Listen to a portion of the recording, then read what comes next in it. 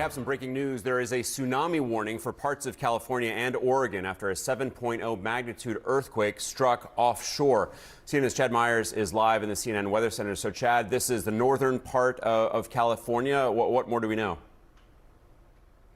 This was a 7.0 earthquake just off the coast of Northern California. So there could have been a tsunami generated, a significant tsunami with inundation onto the land, Alex. This could be something here. We don't know numbers yet. Obviously, we don't know what the wave would have been. We don't know where it is right now, but we do know that Northern California, very close to the coast, would have already experienced it. So that's going to be our ground truth. But San Francisco, you could get some type of a wave here about 50 minutes from now. So don't count 50, count at 45 and be to the good here. But this was a very strong quake, very shallow as well that we think. The depths have been changing up and down as they're kind of evaluating what this earthquake truly did. Now, there was most of the shaking on land here, of course, not that far from Fort Bragg.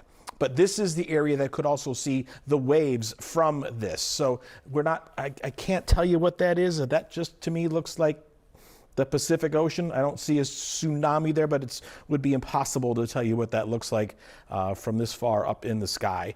I don't see inundation. It looks like just normal waves here. This is still Northern California here, coast.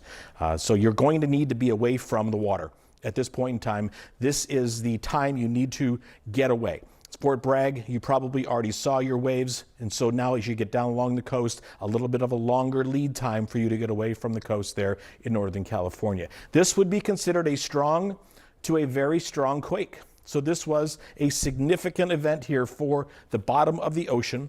The ocean moved in a subduction zone, likely the Cascadia Fault area there, and now the waves are coming through.